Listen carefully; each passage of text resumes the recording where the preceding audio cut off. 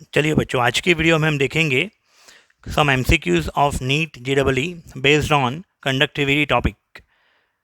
Conductivity, molar conductivity, cell constant, उसके regarding हम question देखेंगे। सबसे पहले क्वेश्चन उड़ीसा नीट 2019 का, following limiting molar conductivities are given as lambda 0m of H2SO4। H2SO4 के लैम्बडा 0m की वैल्यू है x जो है वो वैल्यू है, यूनिट है उसका siemens centimetre square mole inverse. दूसरा lambda 0m of K2SO4 potassium sulphate, उसके लिए y। Lambda 0m of CH3COOK potassium acetate, उसके लिए z। ये तीन जो है वो स्ट्रॉन्ग इलेक्ट्रोलाइट है और उसकी मदद से हमें weak electrolyte lambda 0m of CH3COOH ढूंढना है। तो क्या करेंगे? कोहलरोश का प्रिंसिपल अप्लाई करेंगे। कोहलरोश प्रिंसिपल क्या है, याद है कुछ? कि lambda 0m of H2SO4 is equal to क्या होता है, 2H प्लस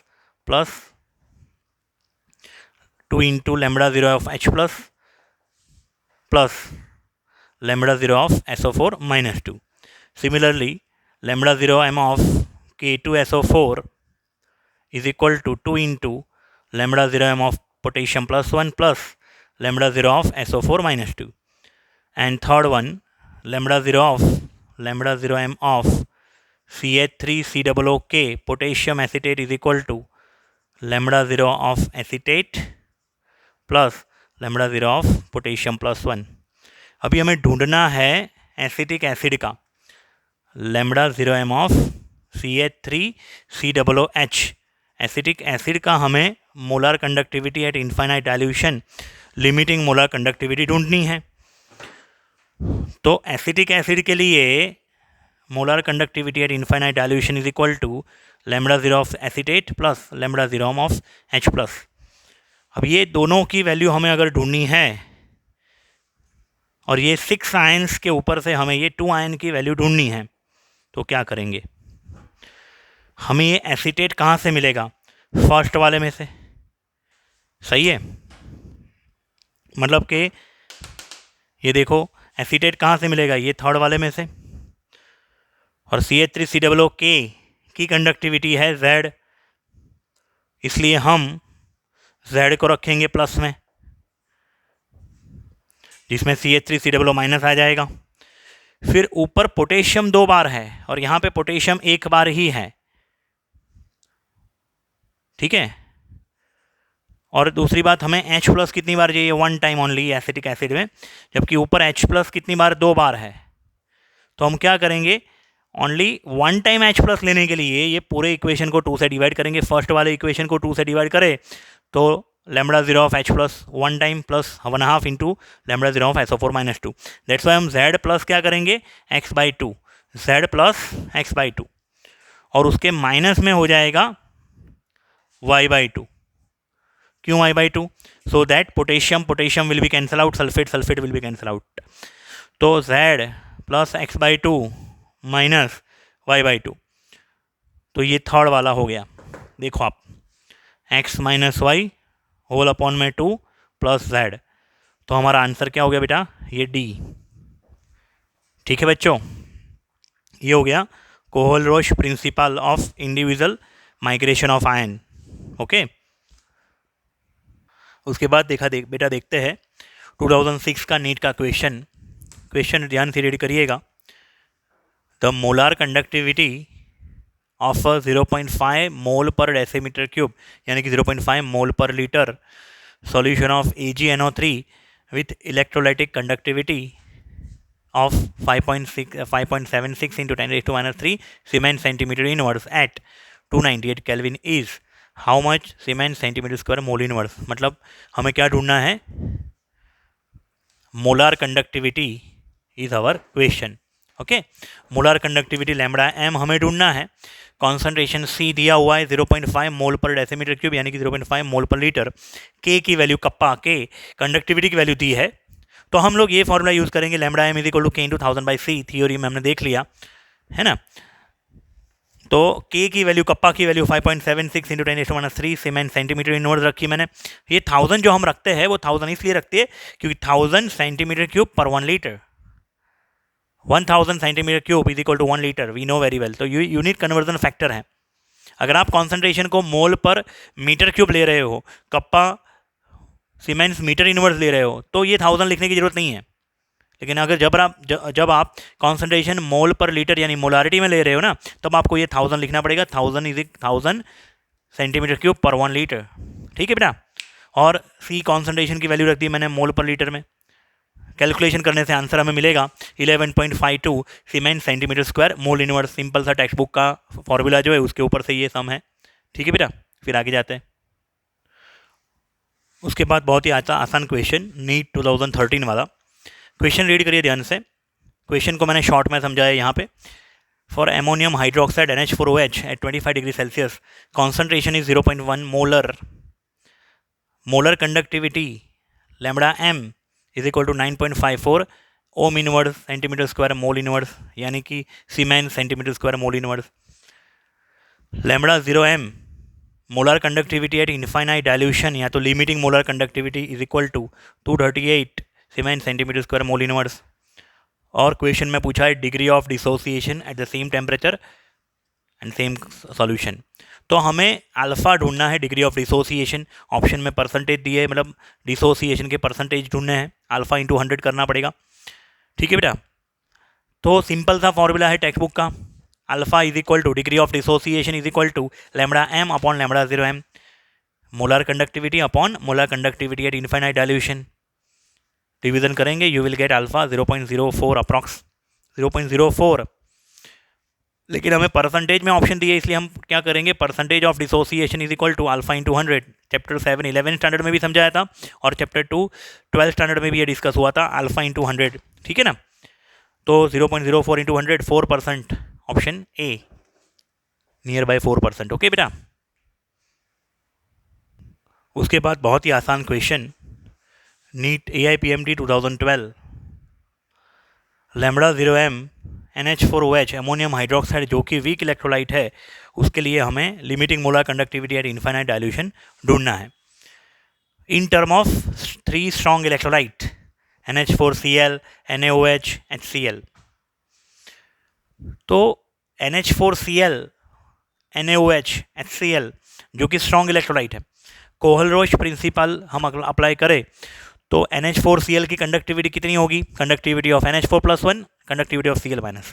NaOH की conductivity equal to conductivity of sodium plus plus conductivity of OH minus. और HCl की conductivity conductivity of H plus plus conductivity of Cl minus. और हमें चाहिए क्या, तो भी NH4OH की कंडक्टिविटी हमें ढूंढनी है। NH4OH में 2 आयन्स है, अगर उसका डिसोसिएशन हुआ तो NH4+1 OH-1। तो ये जो 6 हमारे पास आयन्स है उसमें से NH4+1 कहाँ से मिलेगा हमें, फर्स्ट वाले में से। इसलिए मैंने फर्स्ट वाले कंपाउंड को पकड़ा यहाँ पे, lambda 0m of NH4+1 plus lambda 0Cl minus.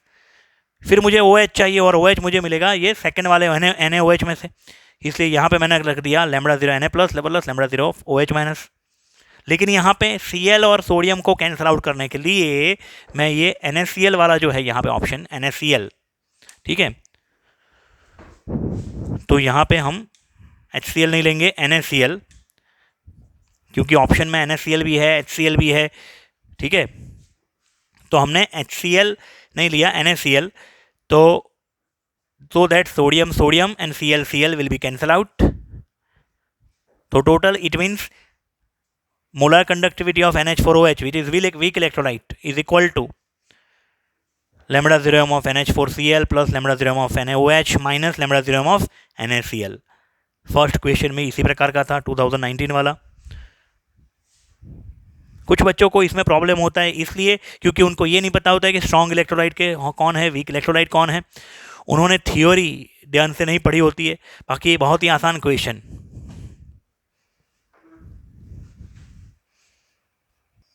उसके बाद एक थियोरेटिकल क्वेश्चन है। ऐसे क्वेश्चन तभी अटेम्प्ट करना है जब आपने लास्ट वीडियोस ये चैनल के conductivity, resistance, effect of concentration on conductivity, ये सब कुछ आपने ध्यान से पिछले 2-3 वीडियो अगर ध्यान से देख लिए है तभी जाके ऐसे MCQ आएंगे आपको। कुछ बच्चे क्या करते हैं, थियोरीज ज़्यादा डीप में पढ़ते नहीं हैं और डायरेक्ट MCQ सॉल्व करने बैठ जाते हैं। ऐसा नहीं चलेगा, ठीक है बेटा। क्वेश्चन बहुत ही आसान है, देखिए। N increase in equivalent conductance, equivalent conductivity lambda E Q, जिसका फॉर्मूला था k बाय एन नॉर्मालिटी, याद आया कुछ? या तो k इंटू 1000 बाय एन। 1000 कब लगाना है? जब नॉर्मालिटी के अंदर हम यूनिट वॉल्यूम ऑफ सॉल्यूशन का लीटर लेते हैं तब। अगर वॉल्यूम ऑफ सॉल्यूशन अगर आप मीटर क्यूब में ले रहे हो, मीटर क्यूब में, तो 1000 लिखने की जरूरत नहीं है। लेकिन यहाँ पे फॉर्मूला की जरूरत ही नहीं, थियोरेटिकल क्वेश्चन है, देखिए जरा ध्यान से। तो an increase in equivalent conductance of strong electrolyte, question है स्ट्रॉन्ग इलेक्ट्रोलाइट के लिए, with dilution mainly due to option A increase in ionic mobility, option B 100% ionisation of electrolyte at normal dilution, option C increase in both number of ions and ionic mobility of ions, and third increase in number of ions। Dilution करने से strong electrolyte में क्या फर्क पड़ेगा? देखो, strong electrolyte में by default 100% ionisation होता है, उनमें नंबर ऑफ आयंस तो ज़्यादा होते हैं, लेकिन जब वो छोटे सॉल्यूशन में होते हैं तो करीब करीब होते हैं, इंटर आयोनिक अट्रैक्शन बढ़ेगा, इंटर आयोनिक अट्रैक्शन उनमें ज़्यादा होता है जब वो छोटे करीब करीब होते हैं छोटे सॉल्यूशन में। लेकिन जब हमने उसमें पानी ऐड किया, सॉल्वेंट ऐड किया, डाइल्यूशन किया, तो by dilution what happen, solution का वॉल्यूम बढ़ जाएगा। अब वॉल्यूम बढ़ गया तो वो आयंस को घूमने फिरने के लिए जगह, स्पेस ज़्यादा मिली, उनकी आयोनिक मोबिलिटी बढ़ गई। तो यहाँ पे ऑप्शन ए इज़ करेक्ट, ठीक है बेटा। लेकिन अगर वीक इलेक्ट्रोलाइट होता, तो हम यहाँ पे सी ऑप्शन लिख सकते थे। क्या लिख सकते थे बेटा? सी। लेकिन यहाँ पे सिर्फ और सिर्फ स्ट्रॉन्ग इलेक्ट्रोलाइट के बारे में क्वेश्चन पूछा है, इसलिए ए इज माई करेक्ट ऑप्शन, ठीक है बेटा। उसके बाद AIPMD 2010 का क्वेश्चन ऐसा बहुत ही आसान था, lambda 0m of Al2SO4 thrice का करेक्ट रिप्रेजेंटेशन क्या है? तो उसमें 4 ऑप्शन दिए थे। अभी आप सोचो, Al2SO4 थ्राइस, उसमें 2 aluminium ion, there were 2 aluminium plus 3 ion and 3 SO4 minus 2 ion, ठीक है। तो हम क्या करेंगे, उसकी molar conductivity at infinite dilution ढूंढना है, तो 2 into conductivity of aluminium plus 3 plus 3 into conductivity of SO4 minus 2, ठीक है। फिर दूसरा 2009 का क्वेश्चन ऐसा है कि कॉन्सेंट्रेशन वहाँ पे दी थी एक monobasic acid, for monobasic acid, for example acid है HA, जिसको हम पानी में डिजोल्व करते हैं तो A minus plus H3O plus ऐसा रिएक्शन होता है, ठीक है। उसमें कॉन्सेंट्रेशन हमें दिया है 1/32 m, या तो m/32, 1/32 मोलर।